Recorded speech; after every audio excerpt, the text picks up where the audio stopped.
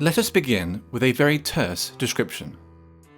Cultural Marxism is a broad term which refers to the advocacy and application of critical theory, and more generally to the cultural, political, and academic influence of certain elements within the contemporary left. The roots of cultural Marxism are to be found in what is commonly known as the Frankfurt School.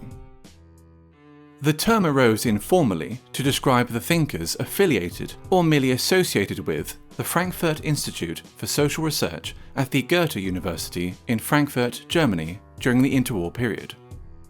Critical of both capitalism and Soviet socialism, they sought to address the perceived shortcomings of classical Marxism in the pursuit of societal change. Their work came to be referred to as critical theory. Defining or categorizing critical theory is exceptionally difficult, for it pertains to a broad, almost disparate set of ideas, individuals, and approaches. The underlying and enduring aspect of critical theory, common to all its offshoots, nonetheless, is the creation of interdisciplinary theories that might serve as instruments of social transformation. During the 1960s, the Frankfurt School critical theory gained traction with some segments of the left-wing and leftist thought in both Europe and North America. Today, its influence is felt throughout Western academia, dominating the social sciences and humanities. Gender studies and whiteness studies being two such examples.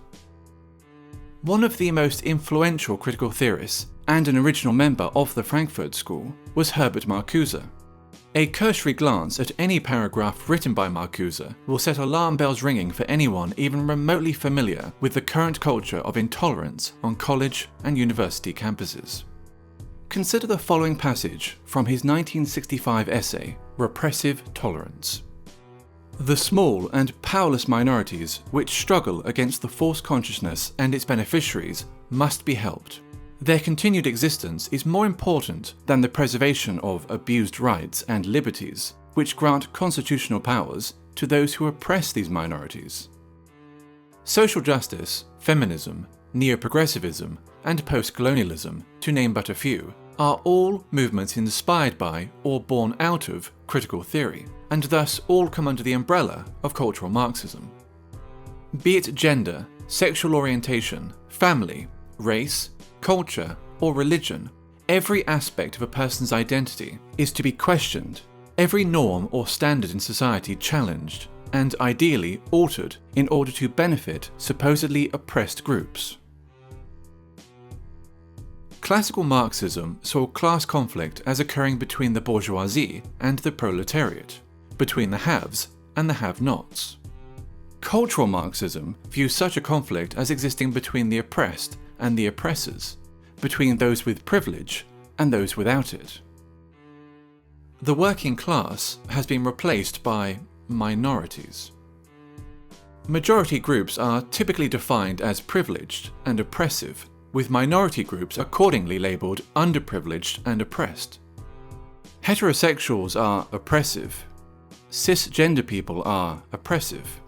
Whites are oppressive, especially white men. Christians are oppressive. Those that do not fit into these groups are thus considered oppressed. It stands to reason, therefore, that if heterosexuals are oppressors, the solution is to encourage other forms of sexuality. If whites are oppressors, the solution is racial diversity. If cisgender people are oppressors, the solution is to encourage transgenderism. If Christians are oppressors, the solution is to propagate Islam. Theodor Adorno, another original member of the Frankfurt School, wrote a book entitled The Authoritarian Personality, in which he defines parenthood, pride in one's family, Christianity, adherence to traditional gender roles and attitudes towards sex, and the love of one's own country as pathological phenomena. This tendency to pathologize opinions and life patterns, which are not in accordance with its own political ends, is characteristic of cultural Marxism. Differing views are thus described as irrational fears or phobias. For example, a person who feels uncomfortable living as a minority in an area dominated by Muslim migrants may be decried as an Islamophobe, since wishing to live amongst those culturally and ethnically similar to oneself is considered sick and phobic. When Pakistani Muslims living in Britain, by contrast, show in-group preference, converting entire sections of a town or city into a mini Pakistan, there is no sickness, no phobia, only multiculturalism. 20 years ago, there were no Pakis here, no one was doing nothing. But now, the Pakis are with a stamp, man, trust, you know what I mean? Now, think 20 years ahead, boy, fuck knows, man, this is gonna be Pakistan. Or England, it's gonna be Pakistan, man. They're all fucking shipping over. A popular and propagandist manifestation of cultural Marxism is political correctness, in which media channels and social scientists make it a mandatory exercise to do the following. Question common language. Illegal immigrants, for example, are to be referred to as undocumented migrants, while ethnic discrimination is referred to as affirmative action.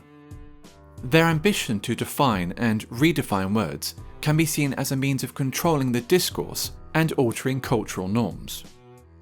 Racism and sexism have been redefined as a product of prejudice plus power, which leads to such ridiculous statements as, "There's no such thing as sexism against men," and "I, an ethnic minority woman, cannot be racist or sexist towards white men." Maintain an unwaveringly favourable view of groups which are marked as being oppressed. Islam is a religion of peace. Black Lives Matter is a peaceful, legitimate protest movement. Feminism is only about equality, and so forth. No deviation from the aforementioned narrative will be entertained, ever, nor will criticism.